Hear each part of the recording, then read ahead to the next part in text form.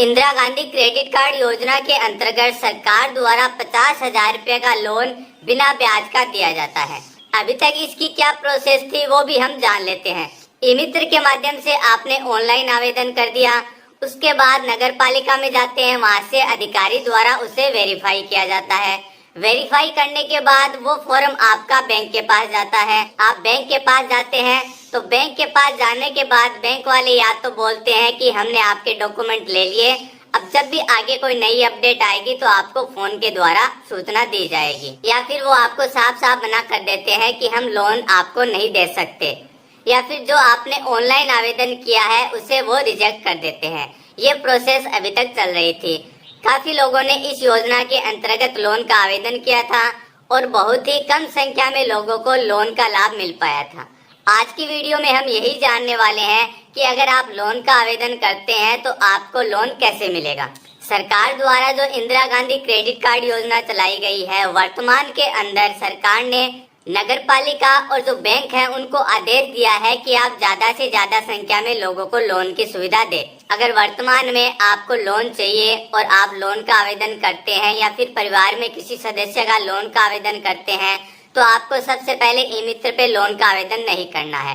सबसे पहले जाना है आपको नगर पालिका, और नगर पालिका में जो संबंधित अधिकारी है उनसे इस लोन के बारे में चर्चा करनी है, पूरी जानकारी लेनी है। उसके बाद लोन का फॉर्म आपको ई मित्र के माध्यम से भरवाना है। आप नगर पालिका में जाएंगे, नगर पालिका में जाने के बाद उनसे बोलिए कि हमें लोन चाहिए और कौन सी बैंक में हमें आवेदन करना चाहिए। नगर पालिका में जो अधिकारी नियुक्त किए गए हैं वो आपको बताएंगे कि आपको लोन कैसे मिलेगा। कई बैंक ऐसी है जो स्पष्ट मना कर देती है कि हम आपको लोन नहीं देंगे।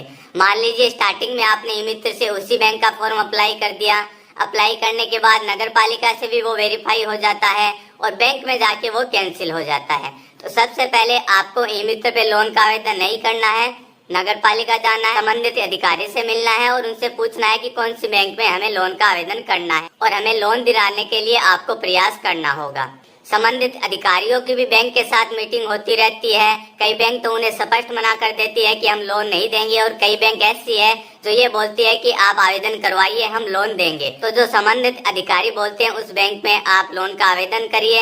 अगर आपका बैंक अकाउंट उसमें नहीं है तो जीरो बैलेंस में आप अकाउंट खुलवा लीजिए।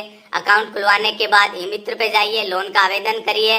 लोन का आवेदन करने के बाद जो रसीद मिलती है वो आप नगर पालिका में ले जाइए, नगर पालिका से उसे वेरीफाई करवाइए। वेरीफाई करवाने के साथ ही आप उनको ये भी बोलिए कि हम बैंक जा रहे हैं, बैंक में आप बात कर लीजिए और जो हमारी लोन लेने की प्रोसेस है वो आप बैंक में बताइए। ऑफिस के द्वारा बैंक में बात की जाएगी और आपके द्वारा जो लोन का आवेदन किया गया है उनके लिए उनसे बात की जाएगी और वो उन्हें वेरीफाई करेंगे।